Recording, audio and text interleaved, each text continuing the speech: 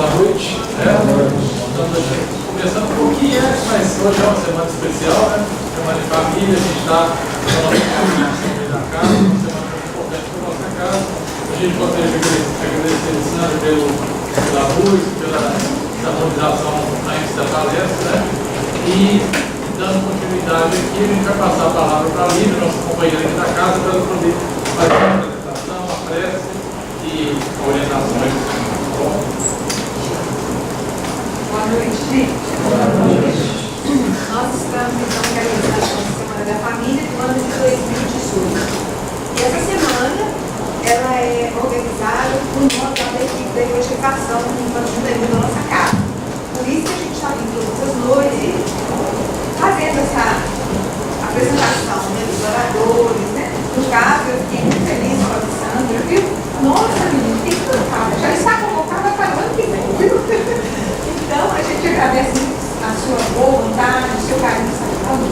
A Alessandra também lá no Coronel Felipe Santiago, um grupo que tem nos ajudado muito no Coronel Felipe Santiago, a turma que trabalha conosco, a gente já está assim, co-irmão mesmo, né? Está sempre junto, a Regina, a turma toda, a Lau, todo mundo junto, né? O Valdemar, está sempre conosco para fazer a palestra de hoje.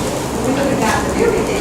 A gente, eu queria dar uns recadinhos antes de fazer a oração, que o pastor é muito pediu e a gente não pode deixar de comentar, né? É o nosso, que vai acontecer agora no dia 2, o nosso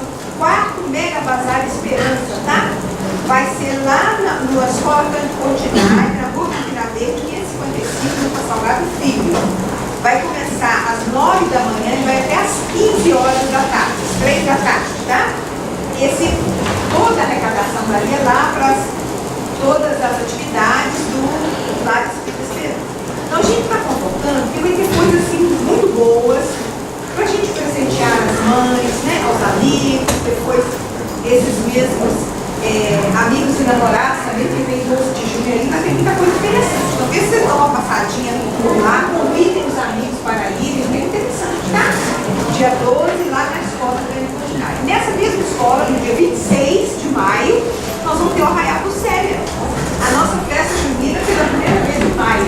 Por que maio? Final de maio, né, não começaram as festas juninas, estava todo mundo aí. Porque senão a gente fica, né? A gente fica sempre assim, mas tem a festa junina da escola do meu filho, tem isso. Então esse ano nós vamos fazer em maio. O Arraial do Célia vai ser em maio. Eu conto com vocês na mesma escola, Canto Portinari, lá no Salgado Filho, tá? Vai ser um momento muito gostoso. Outro dia chegou para mim assim, veio o Dia das Mães, né? Deixa eu ver, eu esqueci de falar com a pessoa. Fala, olha, veio para mim assim, gente, filhos, olha, é Dia das Mães, tá? Deixar com panela não. Então no Mega Bazar e na Feira do Livro que está acontecendo, que é a minha terceira divulgação, tem muito presente para as mães. Tem livros maravilhosos, tem uma passadinha aqui no final, tá? Está na primeira sala, na entrada da nossa casa, com um preço muito bom, separado por autores, né? Uma técnica adotada pelo pessoal da nossa cidade, tudo muito bom, dá para você chegar, tá lá tudo explicadinho, dá uma passadinha lá, tá? E aí não é panela, é livro, né? Eu brinquei, quando a gente gosta muito de fazer uma comidinha gostosa na Dia das Mães, né? Tudo é brincadeira. Mas eu vou estar lá esperando você, na Feira do Livro, dia 12, Mega 4, Mega Bazar Esperança, e dia 26, a nossa festa junina. E nós vamos fazer a nossa oração, mas antes disso eu quero falar um pouquinho do orador da noite, que é o nosso Valdemar. Ele é lá também do Santiago, e ele também tem um trabalho, uma colaboração muito grande lá na União Federativa, né? Na atendimento espiritual, não é isso? Então a gente sabe que é um trabalhador nosso, antigo, das atividades ordinárias, corrido lá de bicho fora, né? Da nossa região, que eu sou de Leopoldina, então a gente já tem um conhecimento no tempo, e a gente conhece as qualidades do trabalhador, né? E a boa vontade que ele sempre tem conosco. E ele hoje vai falar do tema compromisso sem família, que é um tema muito interessante para todos nós, né? Essa Semana da Família tem como objetivo fazer com que todos nós enfrentamos um pouquinho na nossa vida, na nossa vivência familiar. Isso é muito importante na educação dos nossos filhos. Falo isso porque nós estamos à frente, eu, meu marido, Dalva, Sônia, uma turma grande à frente da evangelização infantil nessa casa, e a gente tem uma preocupação muito grande em preparar o nosso espírito de amanhã, que são os nossos filhos, né? Então a gente tem um carinho muito especial, e essas semanas fazem a gente refletir muito sobre isso. Que Jesus nos abençoe, vamos então fazer a gente iniciar a nossa palestra. Senhor Jesus, estamos agradecidos por esta oportunidade, por esta noite, por esta casa do céu que nos recebe todos os dias da semana, onde nós podemos aliviar os nossos corações, aprender os vossos ensinamentos e receber as energias necessárias para o nosso crescimento espiritual. Agradecemos, Senhor, pela doutrina espírita em nossas vidas.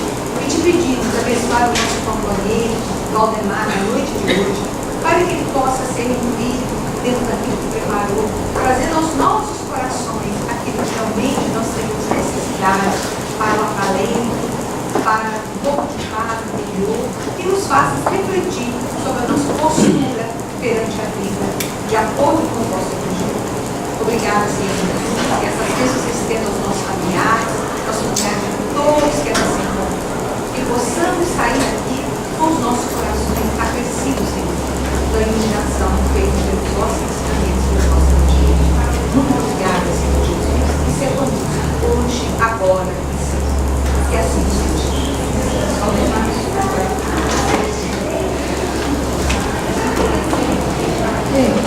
Boa noite a todos. Deus nos abençoe. Sempre a gente volta aqui nessa casa, volta com alegria. Hoje eu já cheguei aqui, me chamo de sono, certo? Porque a gente já faz parte, né, dele, com esse nosso relacionamento, não só pessoal, mas com os queridos amigos espirituais também dessa casa, que sustentam o trabalho. Por isso é que a gente se atreve, né, a fazer algumas reflexões em torno de temas tão profundos, tão complexos às vezes, que fala mais das nossas próprias necessidades. Nós já estamos na fase, eu digo sempre por mim, né? Na fase de preparar a nova reencarnação nossa, daqui a algum tempo, né? Então eu já estou assim como um trem que está entrando no túnel, eu já entrei, eu já estou da metade para lá, então eu já estou saindo do túnel, não é isso? Então eu tenho que esperar nova luz, nova situação, para que a gente possa enfrentar a situação de um mundo melhor, de regeneração, preparando ele desde agora. Por isso a gente tem feito bastante reflexões em torno do tema família. E hoje nós vamos conversar um pouquinho sobre esse assunto, compromissos em família, né? E vamos ver o que nós podemos extrair de melhor das obras que nós consultamos. Então vamos lá. Eu vou ficar aqui porque aqui vai ficar mais fácil para mim, viu, gente? Na realidade, nós, quando falamos de família, nós vamos conceituar a família, todos os companheiros já devem conhecer bastante, mas a gente sempre passa por um conceito, porque neste conceito nós vamos entendendo um pouco mais do que o Espiritismo trata como família. Nesse livro SOS Família, do Divaldo Pereira Franco, na introdução, no prefácio desse livro, consta o seguinte: o Espiritismo apresenta a família como instituto abençoado em que as criaturas humanas se reencarnam com um programa de provas e expiações com vistas ao futuro. Continua. Por outro lado, a família na concepção espírita, antes de ser a reunião de corpos, é reduto sagrado de almas imortais. Então nós estamos falando não de uma situação de casamento, mas de família, um reduto onde nós, como almas necessitadas, dentro deste processo evolutivo todos nós precisamos, aquele cadinho da família é o melhor para tirar as nossas impurezas, né? Por isso que a gente chama reduto sagrado de espíritos imortais. Continua o conceito. A família não é somente foco de lutas e problemas, mas também fonte geradora de felicidade quando há entre todos os seus componentes a iluminação de princípios superiores. A iluminação de princípios superiores. Na realidade, a família é em qualquer lugar do mundo. Nós não estamos falando sobre família espírita. Alguns de nós aqui podemos não ser espíritas, não tem problema. A ideia é sempre a mesma, certo? Não importa que conceito religioso ou que situação religiosa que a gente traz, ou se não traz nenhuma, esta ideia de aproximação das almas, das pessoas, das mentes que se agrupam é sempre para o melhor. Tudo isso faz parte de um plano divino, que é para a nossa própria sustentação no processo evolutivo. Sem a família, seria muito complicado nós estabelecermos qualquer tipo de relação mais duradoura. Por isso é que nós nos reunimos em pequenos grupos familiares. E Kardec vai nos dizer então o seguinte: nós temos, segundo o Espiritismo, dois tipos de família que na realidade podem ser na mesma família, ok? Nós temos as famílias pelos laços espirituais, compostas pelos espíritos afins, e aquelas que são constituídas pelos laços corporais, ou seja, por algum interesse material. Duráveis são as primeiras, porque se fortalecem pela purificação, perpetuam-se no mundo espiritual pela migração das almas. Este é o conceito de família pelo laço espiritual. Nós não paramos aqui no mundo material com relação às nossas afeições. Elas se prolongam no mundo espiritual e até mesmo em outras reencarnações, em situações diferenciadas, porque nós vamos ter que aprender a amar em situações diferenciadas. Hoje, por exemplo, eu sou filho, né? E amanhã eu posso ser o pai daquele que foi o meu pai. Então, no mundo espiritual terminam esses laços físicos e continuam os laços de afeto. Então é muito importante nós termos este conceito de família mais pelos laços de afeto. Ah, mas eu não vou ter meu filho no mundo espiritual. Meu de quem? Quantas mães o meu filho já teve?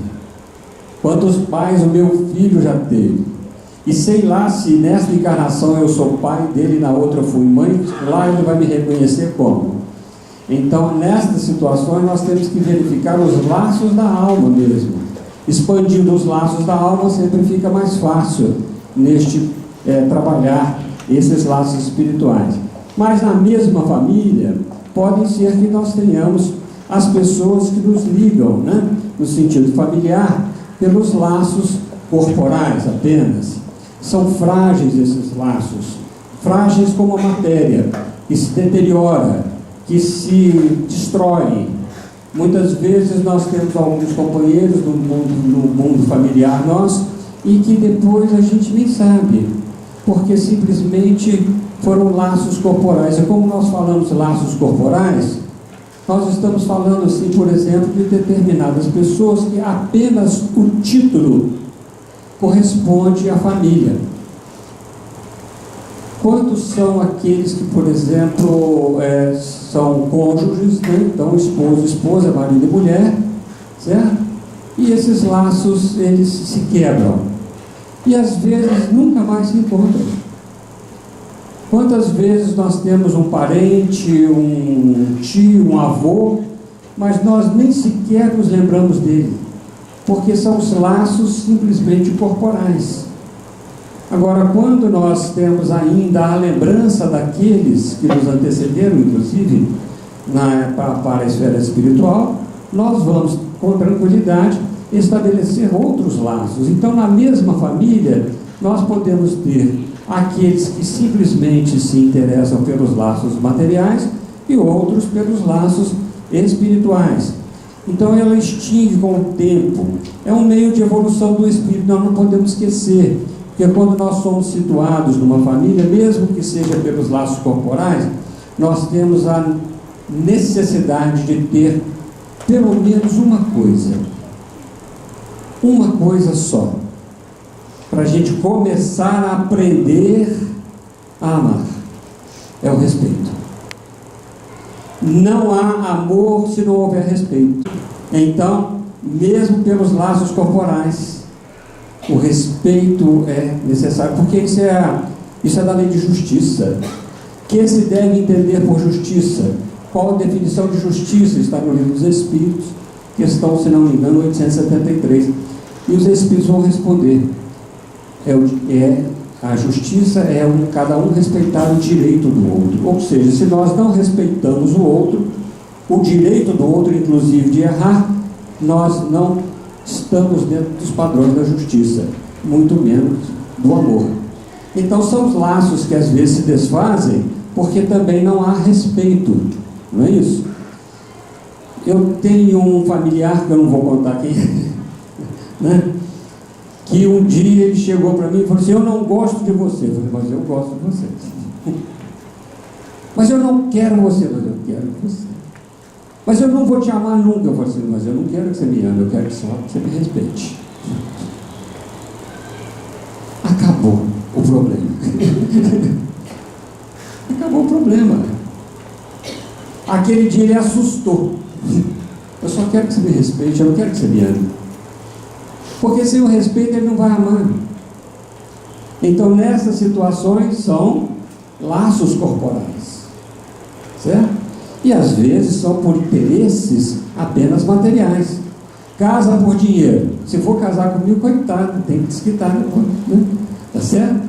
Regina, quando casou comigo, eu era engenheiro naquela época, né? Falava que era homem, beleza, era engenheiro, né? Coitada, entrou pelo cano, né? Mas nem por isso o afeto acabou, certo? Porque realmente nós temos aí uma vida já de 46 anos de casados, 52 de conhecimento, né? Então já temos aí uma boa estrada, com filhos, netos e potencialmente bisnetos, né? Então a gente vai trabalhando esses conceitos de família e aprendendo na prática. Pensa que a gente sabia essas coisas lá atrás? Não. Por isso que nós estamos preparando para a próxima, né? Dessa vez é só um treinamento que nós conseguimos fazer. Mas é tão importante este processo familiar que na questão 774 do Livro dos Espíritos, Kardec registra o seguinte na mensagem final: os laços sociais são necessários ao progresso e os de família mais apertados tornam os primeiros. Eis porque os segundos constituem uma lei da natureza. A família é lei. Sabiam? É lei divina. Família está dentro da lei da natureza. E lei para o espírito é lei moral. Esta constituição da família é uma lei moral. Nós somos espíritos e espírito é um ser moral. O mundo dos espíritos é um mundo moral. Portanto, aquilo que nós fizermos de bom, nós estamos colocando um mundo moral melhor, onde o nosso piso espiritual provavelmente vai ser melhor do que aquele que nós entramos quando da vida física. E a família é este ponto principal. Por quê? Porque os espíritos continuam e dizem assim: quis Deus, quando Deus quer, a gente não reclama não, certo? Quis Deus que por esta forma os homens aprendessem a amar-se como irmãos. Amar como irmãos.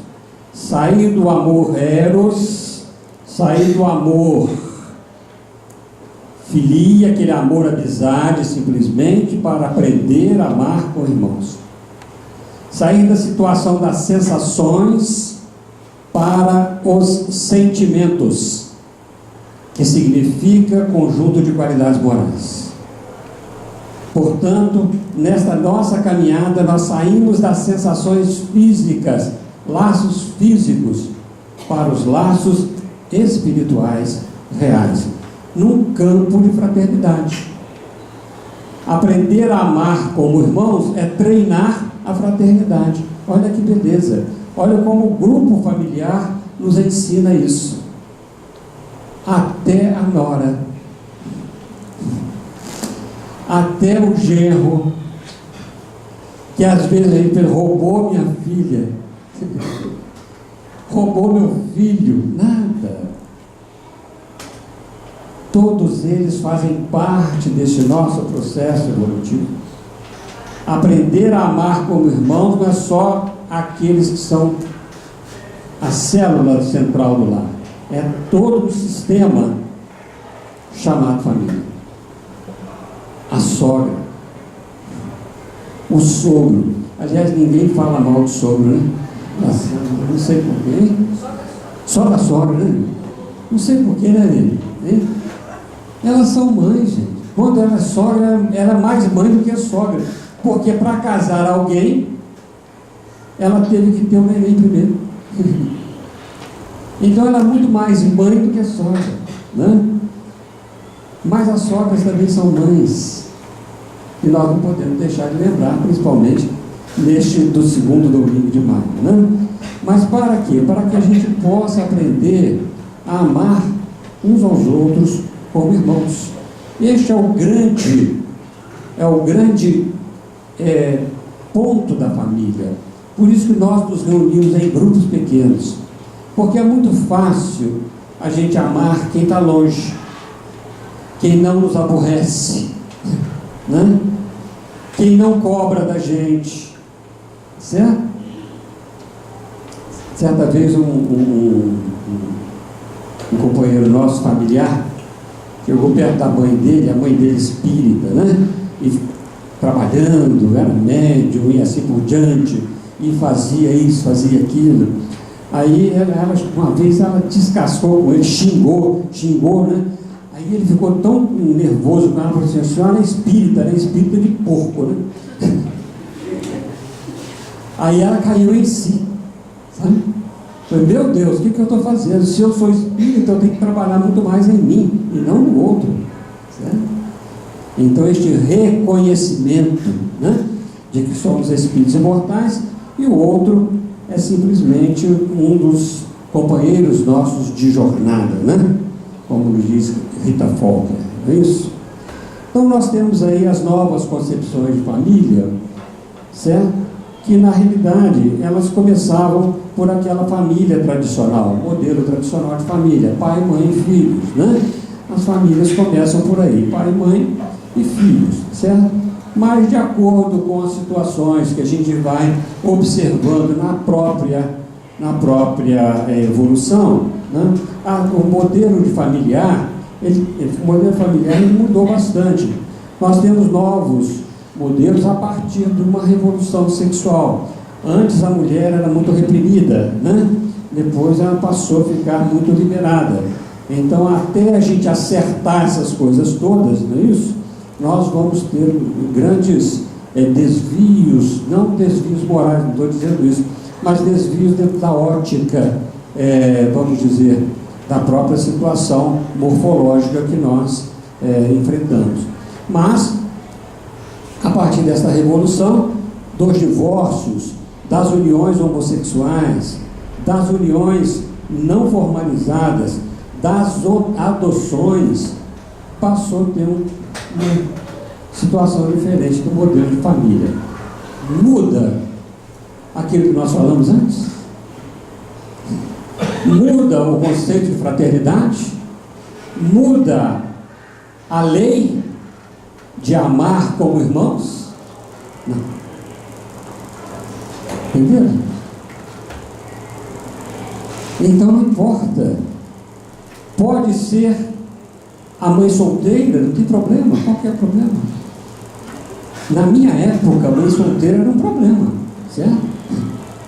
Nossa, ela é mãe solteira, né? E aí? E depois?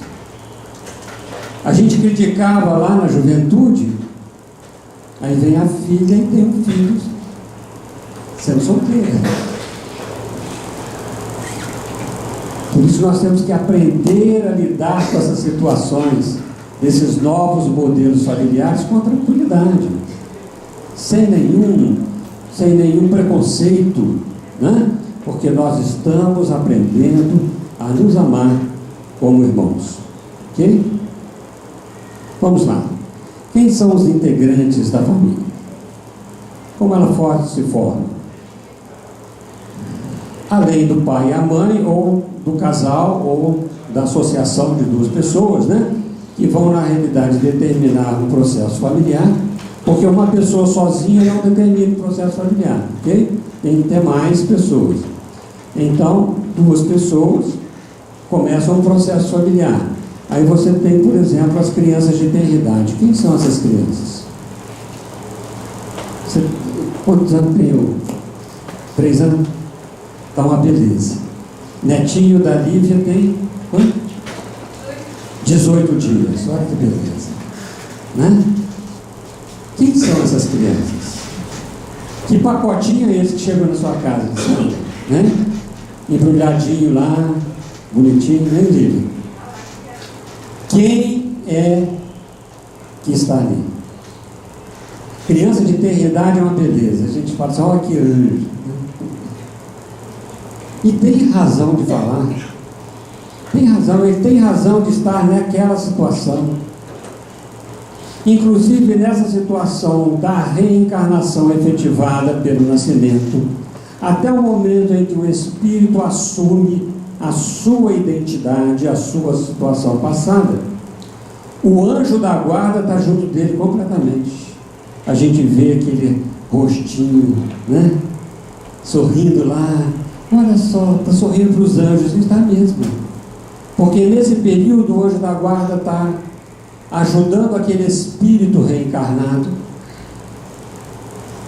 ajudando este espírito a se lembrar dos seus processos, daquilo que ele precisa para a sua vida.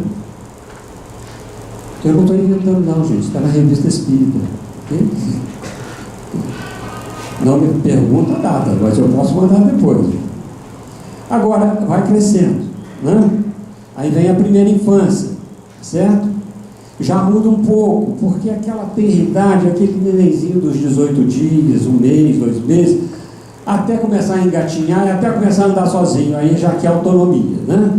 Quando começa a andar sozinho, já quer autonomia. Aliás, 4, 5, 6 meses já quer comer sozinho também, não está aceitando mais botar na boca, né? Essas crianças estão muito precoces. Então, quando acontece isso, o que está acontecendo? Começa a primeira infância. E nessa primeira infância, no estado de vigília, esta criança já começa a mostrar realmente quem é, não é isso?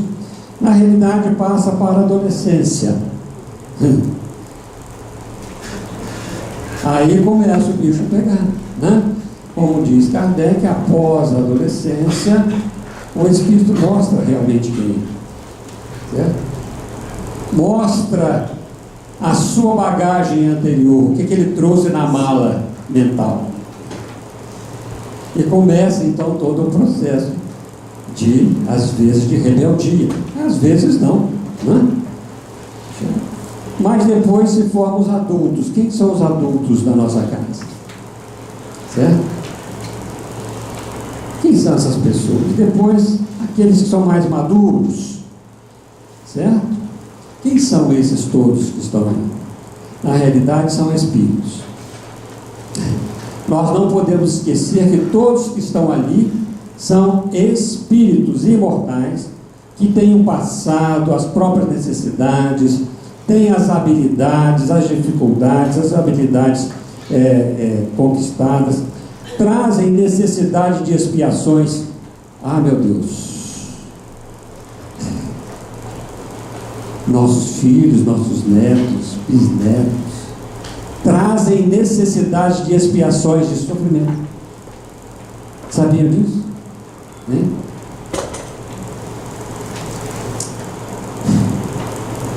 Trazem. Nós não sabemos quem são eles. Pode ser até que não. Mas no mundo de expiações e provas, normalmente encarnam espíritos imperfeitos. E espíritos imperfeitos estão sujeitos a expiações e provas. Então trazem essas necessidades de expiações com relação à sua vida passada, com relação às faltas cometidas no passado, e provas com relação ao futuro, para que eles possam, na realidade, buscar progredir. Este é que é o ambiente que a gente vive no lar. Só esse? Não. Porque cada um de nós traz 5 ou 6 companhias diretas do mundo espiritual. O anjo da guarda de cada um, certo? Os espíritos que vão nos induzir a situações complicadas. Na pergunta 510 do livro, 510 ou 511, não me lembro, né? Kardec pergunta, né? Se nós temos assim, um gênio bom, tem um gênio mau que nos induz, assim, tem isso mesmo, desde os primórdios do tempo. Mas até quando vai isso? E ele vai responder lá no início do livro dos Espíritos, se não me engano, nas questões 120 até 122 por aí. Esta influência dos espíritos imperfeitos que pululam em torno da Terra, ela vai se dar até o momento em que o espírito influenciado adquire um império sobre si mesmo. Sabe o que é o império sobre si mesmo? Controle das paixões, controle das emoções, dos sentimentos, que as paixões estão ligadas ao nosso sentido da alma. Então, quando nós conseguimos controlar, porque eliminar a gente não consegue eliminar, mas quando nós podemos controlar essas paixões, aí eles já passam a não conseguir mais nos induzir ao mal. Porque nós vamos controlando as paixões, significa que o impulso da paixão é bom. No controle eu posso fazer com que ela produza o bem. Certo? Então tem várias paixões, mas nós não vamos estudar isso aqui hoje não, porque senão a gente não sai do lugar, né? Mas essa influência existe. Por isso é que, pela misericórdia divina, desde a da tenra idade, os Espíritos estabelecem, nós Espíritos estabelecemos com os nossos anjos da guarda um canal de comunicação que chama mediunidade natural na infância. Né? E a gente depois cresce e esquece deles. Né? Os anjos da guarda é lei. Sabe que anjo da guarda é lei? Né? É lei de Deus ter anjo da guarda. Vocês sabiam disso? Pode requisitar o de vocês. Cada um tem um anjo da guarda. Certo? Se nós somos espíritos imperfeitos, no mínimo é um espírito bom, que é anjo da guarda nosso. Então nós podemos requisitá-los. Santo Agostinho vai falar isso exatamente assim. Questão lá 495 do Livro dos Espíritos. Não vos canseis de solicitar a nossa colaboração. Pode encher o anjo de pergunta, de ideia, de complicação, não tem problema, mas vamos estabelecer o contato com ele, porque ele também faz parte dessas influências. Já que nós recebemos a influência do mal, recebemos também a influência do bem. Para quê? Para que a gente possa aprender a escolher o livre-arbítrio. Certo? Então isso tudo acontece no seio familiar. Nós não somente a família encarnada, mas nós temos companheiros desencarnados que estabelecem conosco relações constantes. Né? Então vamos lá. O compromisso, um dos compromissos que nós temos é o de educar, educando-nos. O educar educando-nos, ele parte das seguintes questões. Nós pensamos assim, como nos orientarmos na vida de modo a fazer com que sejamos adultos equilibrados e felizes. Quando eu coloco nos orientarmos, é porque as crianças nos ensinam também, certo? Muito, né? Muito. As crianças, elas constantemente nos ensinam. Então o processo de educação é um processo de mão dupla, certo? Porque educar é extrair de dentro de nós, extrair de dentro do outro, e a gente vai aparando as arestas naquele sentido de aprender a amar como irmãos. Mas como nós vamos fazer isso? Certo?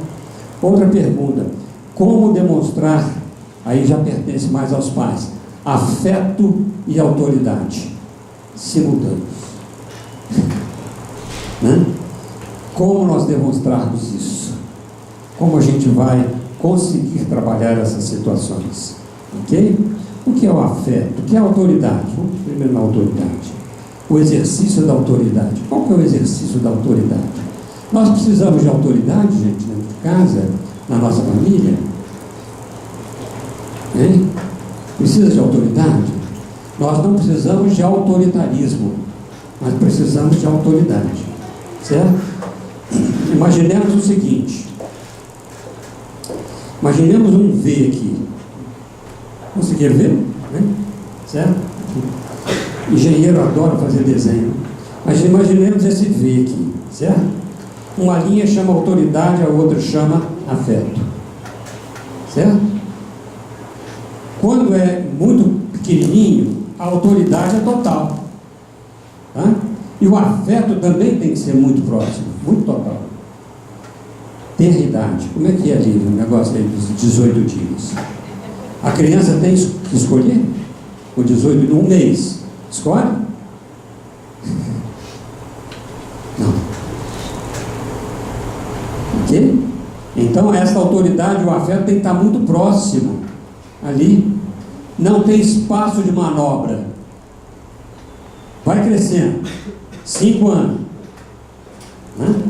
5 anos já tem um espaçozinho de manobra, mas se não tiver autoridade ou afeto, ela não sabe como conduzir-se. Por isso que essas duas linhas elas têm que se abrindo até o momento em que a criança, em que o filho, em que aquele espírito tenha autonomia completa. Lá depois da adolescência. Certo? Então essas linhas do afeto e autoridade elas têm que andar abrindo. Se uma fechar demais, piora. Se não tiver, cai e entra nesse problema. Por isso que o exercício da autoridade ele tem que ser feito. A autoridade não vem das palavras, da força física ou tom de voz. Vem do fundo da alma. É a autoridade moral, nascida da experiência das verdades vivenciadas. Nós só exercemos a autoridade se ela for a autoridade moral. Do contrário, nós vamos exercer autoritarismo, a força. E as crianças, aqueles que lidam conosco, que não precisam nem ser de criança, os próprios adultos, não terão respeito pela autoridade, mas terão medo do autoritarismo. Certo? Eu não sei como é que vocês eram. Eu amo meus pais de montão. Minha mãe ainda é viva, tem 90, vai fazer 96 anos, né? Reclama da minha careca. Todo dia que eu chego lá, mãe, tudo bem? Ô, meu filho, você está horroroso com essa careca. Todo. Tem que ser assim, isso aí vai cabelo, não precisa nem pentear de manhã, é uma beleza esse negócio, né? Aí, mas ela sempre usou de muita autoridade conosco, mas também de muita fé. E a autoridade moral, porque era uma autoridade moral vivenciada. Mas eu me lembro que também tinha a autoridade do autoritarismo dela e do meu pai, né? A gente ia para a festa, certo? A festa na casa dos outros, então via aquelas coxinhas, né? A gente pequenininho, né? Olhava assim, se ele fizesse assim, a gente podia pegar. Se não fizesse assim, a gente deixava. A boca enchia d'água e a gente não comia coxinha, né? Por quê? Porque senão depois tinha em casa algumas conversinhas um pouco mais ardentes, né? Mas era a forma de educar, certo? Era a forma. Hoje, quando a gente fala alguma coisa, elas perguntam, mas por quê? Não é isso? Não é resposta. Vocês já ouviram isso? Posso ir? Não é resposta. Então tem que ter uma outra situação, né? Esta é a autoridade que vem da moral, na realidade, né? Nascida da experiência, das verdades vivenciadas, porque se eu falo não e faço, não tem verdade vivenciada, né? Tem uma pretensão de verdade, mas não é vivenciada. Kardec vai nos falar o seguinte, no Evangelho segundo o Espiritismo: a autoridade para censurar está na razão direta da autoridade moral daquele que censura.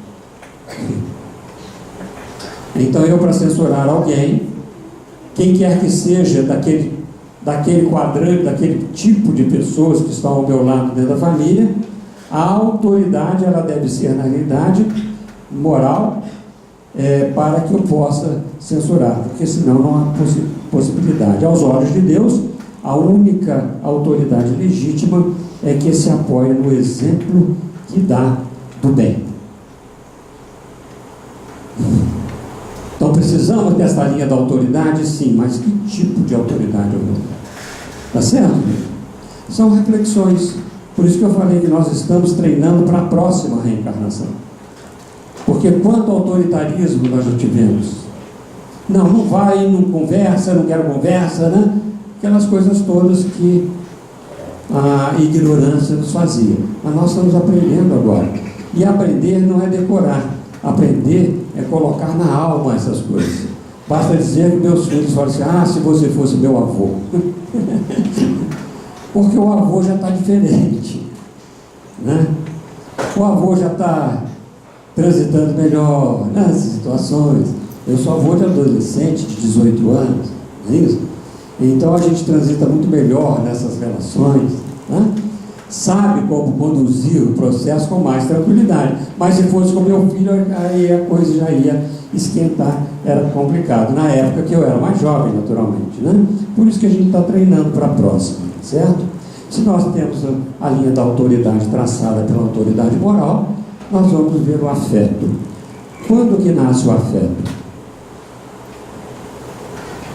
Quando o afeto começa. Porque a gente tem afeto antes de saber que vai nascer alguma criança? Né? Por aqui, não, na barriga tudo bem, mas a gente já sabe que nasce, né? Já está lá. Mas sem saber que está lá, um espírito está perambulando ali, como é que é? Vai ou não vai, né? Vamos resolver meu caso aí que eu quero reencarnar, tá certo? Nós temos afeto? Nós não sabemos. Nós ainda não estamos acostumados com essa mediunidade natural de conversar com os espíritos e falar assim, eu vou reencarnar na família, que bom, seja bem-vindo, né? A gente não está acostumado com isso. Só quando nós nos desdobramos à noite é que as coisas começam a acontecer nos nossos sono físico. Então o afeto, Allan Kardec vai nos dizer no Livro dos Espíritos, na questão 385, né? Esta é uma mensagem que está na Revista Espírita de 1859, e ele depois colocou dentro do Livro dos Espíritos, na segunda edição do livro. Onde nasce o meio afeto, a terna benevolência que mesmo os estranhos sentem por uma criança, isso é o Espírito dando a comunicação. Ele já está provocando uma pergunta, não é isso? Onde nasce esse meio afeto? As crianças, diz ele, são seres que Deus manda às novas existências, para que não lhes possam imputar excessiva severidade, dá-lhes ele, Deus, todos os aspectos da inocência. Essa inocência não constitui superioridade real em relação ao que eram antes, e a imagem do que deveriam ser. E continua o Espírito nos dizendo: não foi, todavia, por elas somente que Deus lhes deu este aspecto de inocência. Foi também, sobretudo, por seus pais, cujo amor necessita a fraqueza que as caracteriza. Ora, esse amor se enfraqueceria grandemente à vista de um caráter áspero, intratável, ao passo que, julgando seus filhos bons e dóceis, os pais lhes dedicam toda a afeição e os cercam dos mais minuciosos cuidados. O afeto, ele brota em nós quando nasce, ou quando começa o processo da reencarnação. Brota. Sabemos que está para reencarnar. Sabemos que ali já tem um ser vivo, já tem uma alma destinada por Deus àquele corpo. A lei diz isso. A lei divina. Já está escolhido o espírito que vai habitar aquele corpo quando começa a concepção. Daí por diante é só, né, esperar o tempo de amadurecimento para que possa reencarnar. Neste período já começa em nós a despertar o afeto. Se não despertar o afeto em nós, é porque nós estamos complicados. Entendeu, gente? E a complicação então é nossa. Se aquele ser que reencarna, que chora naquele momento, não despertar afeto em nós, cuidado. É isso que os Espíritos estão dizendo para nós. E este afeto se desperta ali. Porque se ele não despertar naquele momento, vai despertar quando? Na adolescência? Na madureza daquele espírito?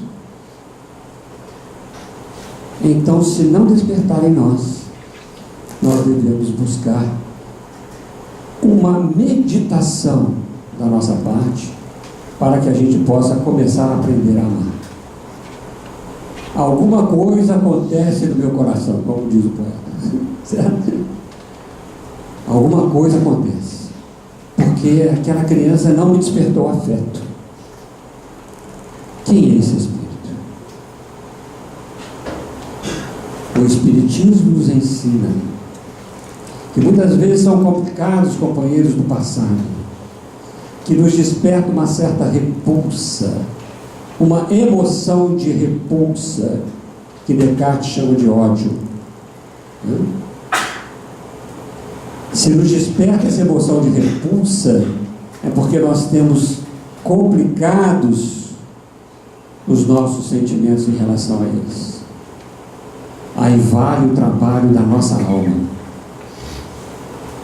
porque aí o problema é nosso. O problema é exclusivamente nosso. O aprendizado de aprender a amar como irmãos é nosso naquele momento. Se não desperta o afeto, não tem como aprender a amar. Entendeu? Complicado, gente? Não, né? Só refletindo aquilo que os Espíritos estão dizendo. Porque normalmente quando reencarna a gente tem uma certa repulsa. Nossa Senhora, já vem esse bandido, já vem essa coisa para cá, né? O que eu tenho com isso? Temos sim. Reconcilia-te com o teu adversário enquanto estás a caminho com ele. Essa reconciliação, ela é reflexiva. O pronome é reflexivo. Reconcilia-te, faz a tua parte. Se o outro não fizer, vai ser problema dele. Mas nós temos que fazer a nossa parte, né? E como nós já estamos mais amadurecidos, com a bênção da doutrina espírita nos explicando, nós vamos, na realidade, ter mais responsabilidades com relação a isso. O maior compromisso, então, que nós temos, na realidade, o maior compromisso é a segurança dos laços afetivos, cultivados de todas as maneiras possíveis, pelas atitudes e pelas escolhas diárias.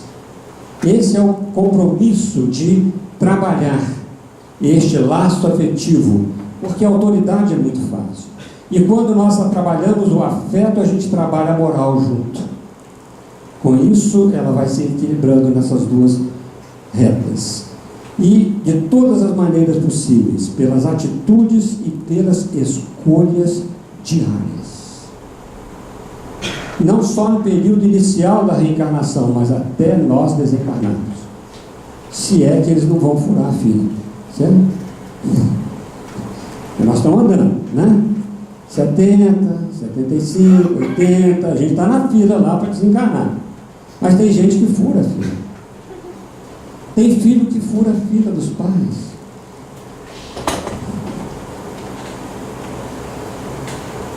E aí? São espíritos. Não é isso? Então essas coisas todas são escolhas diárias. Esse afeto é escolha diária, porque a gente não sabe a hora do chamado, né? De cada um de nós, certo? Muito bem. Transformar os laços corporais em laços espirituais. Aprender a amar. Não é à toa que Jesus vem nos dizer o seguinte: pois onde estiverem 2 ou 3 reunidos em meu nome, aí estou no meio deles. Nós podemos perguntar: no nosso ambiente familiar, nós estamos reunidos? Estamos. Em nome de Jesus? Se estiver, Jesus está ali. Mas como é que é essa reunião em nome de Jesus? Como é que ela se faz? Ela se faz na interação de 2 ou mais pessoas, certo? Para o bem, de modo que todos saiam dali enriquecidos. Olha só que fácil. Então, quando nós fazemos essa interação dentro deste compromisso familiar que nós estamos todos lá, nós começamos a nos enriquecer. Enriquecer de quê? Enriquecer a alma. É o único tesouro que nós temos, é a alma, porque o resto fica aqui. É o tesouro onde não tem traça que rói, não tem ferrugem que destrói. É o tesouro do coração, o tesouro da alma. O tesouro do sentimento, o tesouro do pensamento, o tesouro das nossas ações, né, que fazem parte da alma. Isso daqui, no complexo familiar, tem 6 passos que nós podemos dar: o interessar-se, o aproximar-se, o ouvir, o analisar e discernir, o compreender e o agir, em todo o processo relacional dentro de nosso ambiente. E onde é que a gente faz mais? Dentro de casa, porque nós passamos dentro de casa a maior parte do nosso tempo, certo? Se não passamos, alguma coisa está errada, ok? Nós temos que rever essas coisas, né? Porque é ali que está aquela caldeirazinha, né? Certo? Aquele momento em que o foguinho vai esquentando para derreter a gordura, né? Para tirar as arestas, não pode deixar virar inferno, não pode deixar pegar fogo, tá?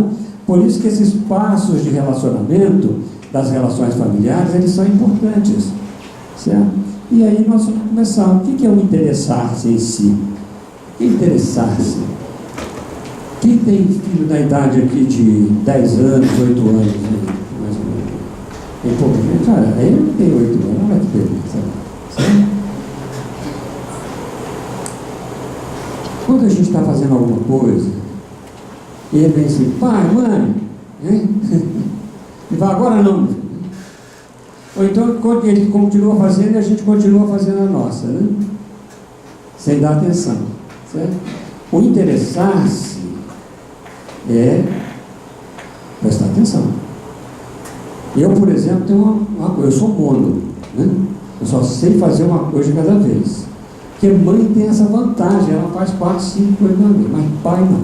Então eu estou falando isso, cara.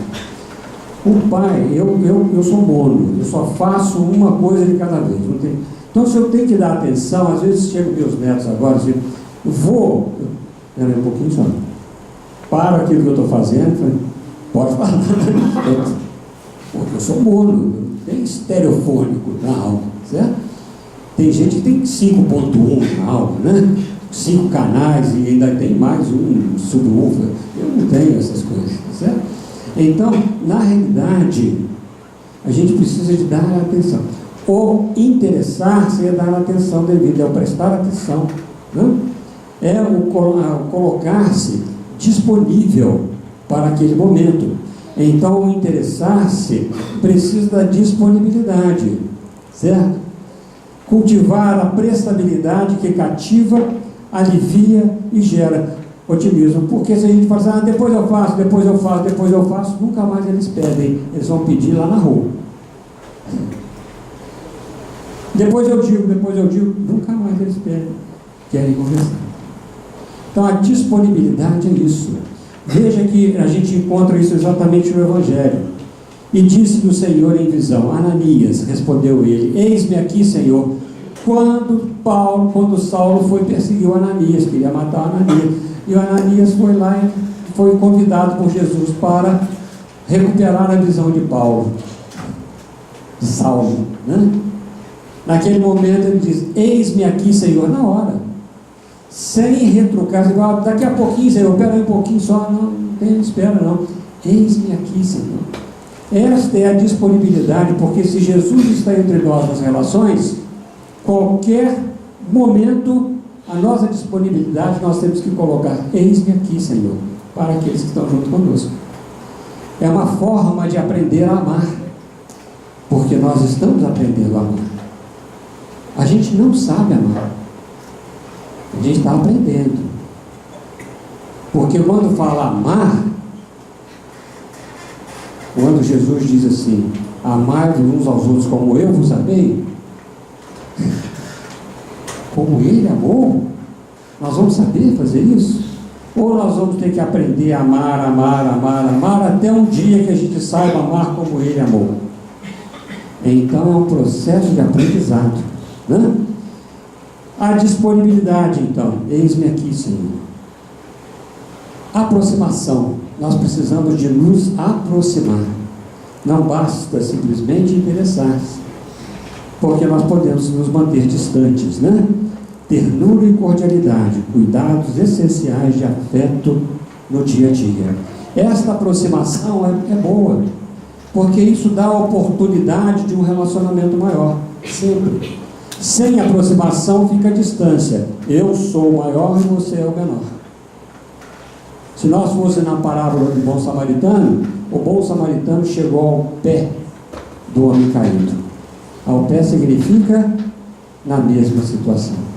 Ou seja, na nossa relação com as crianças, com os adultos, com os velhos, nós estamos sempre trocando experiências, para que a gente possa aproximar-se. Senão a gente não aproxima. Senão a gente acha que a gente é que está fazendo tudo por eles. E não é isso. A aproximação significa esta atração de um para os outros, não é isso? E ao entrardes na casa, saudai-a, na casa mental de cada um, na casa do coração, na casa do pensamento, na casa das qualidades, das dificuldades, saudai-a, deixa saúde, certo? Deixa coisa boa, coisa saudável, como diz em francês o santé, né? Deixa coisa boa para isso, certo? O ouvir não basta ouvir com a orelha. Ouvir é uma percepção da alma, que às vezes o outro nem diz nada, então mãe é danada para ouvir. Ela chega assim perto dos filhos, não sei se acontece com vocês. O que aconteceu? Nada, não. Aconteceu. Ela ouve a alma da gente, certo? O que houve, meu filho? Nada. Ouve. Ouve não é de ouvir, ouve de haver. Ouve, eu sei que ouve. E o pai às vezes passa despercebido, porque a autoridade, entre aspas, pai, ela passa despercebida. Só o afeto é capaz de trazer isso para dentro da alma. Sem afeto, só tem autoridade. Certo? Então não há como ouvir.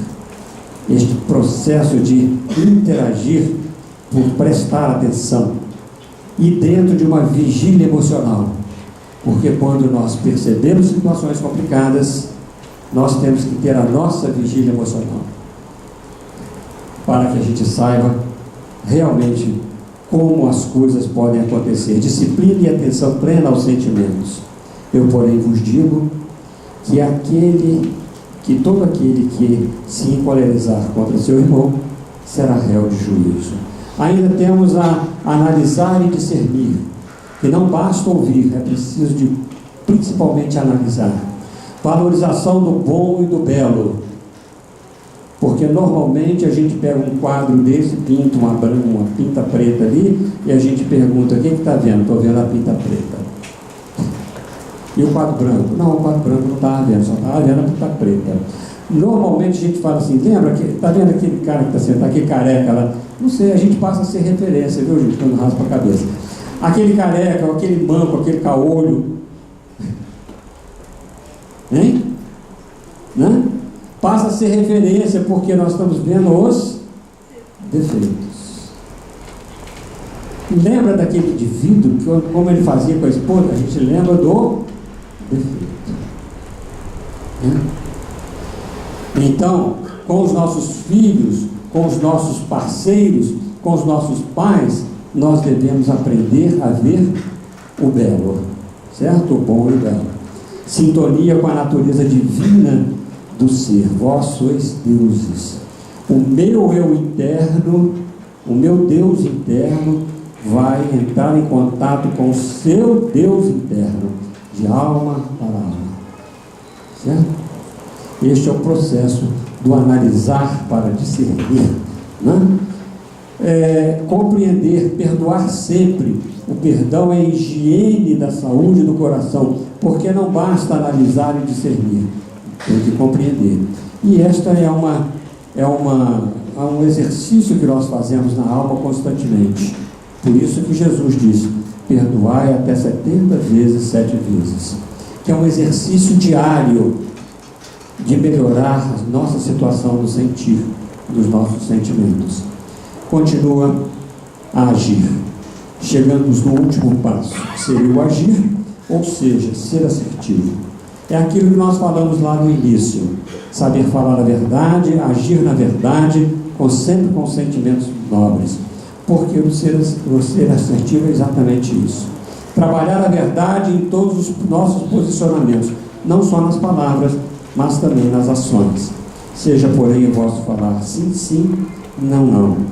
Aprendendo a amar, então nós precisamos de fazer isso. Isso daí é uma coisa constante. Não é um passo, depois o outro, depois o outro. A coisa é uma coisa só. Nós colocamos didaticamente só para que a gente possa raciocinar um pouco, que às vezes falta uma perninha daquelas, né? Então, para isso, a gente precisa de colocar didaticamente. Amar tornou-se um ato de coragem ante a indiferença humana.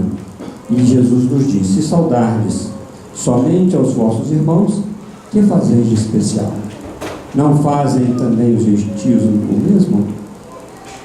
Será que nós vamos amar só quem nos ama? Ou aqueles com quem nós também trazemos certas dificuldades?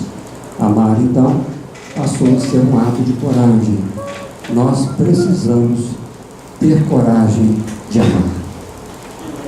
É o maior compromisso que nós temos no seio familiar. Que Deus nos abençoe.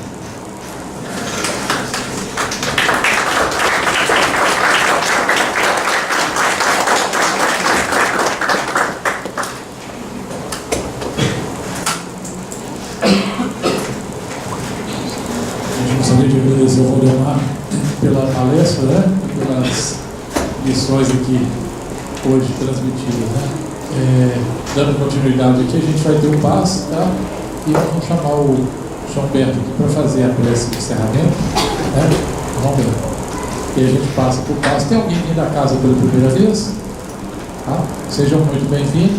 A gente faz uma prece, o passe para quem não está vindo da casa, quem está vindo da casa do Espírito pela primeira vez, a imposição das energias com a mão, caso não queira, o passe é chegar, é só falar e ele não dá o passe, tá bom? Então sejam muito bem-vindos aqui.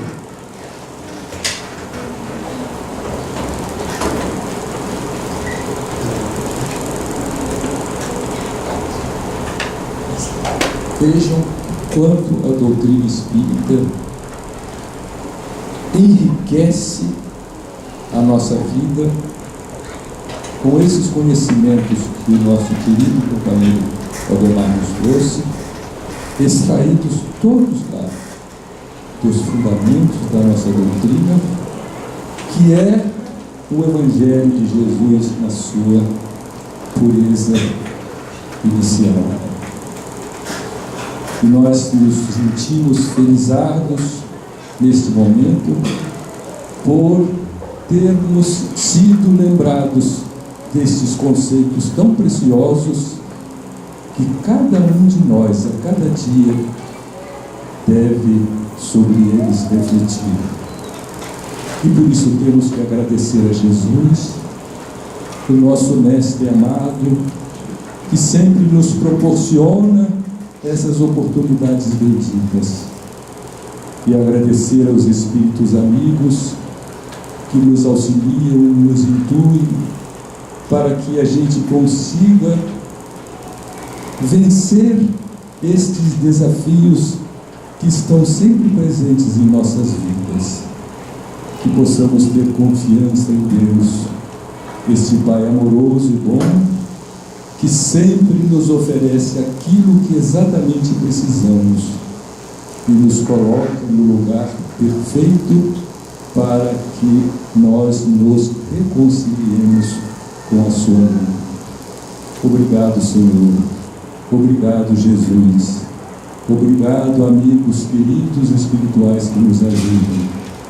Que nós possamos retornar em paz aos nossos lares. Assim seja.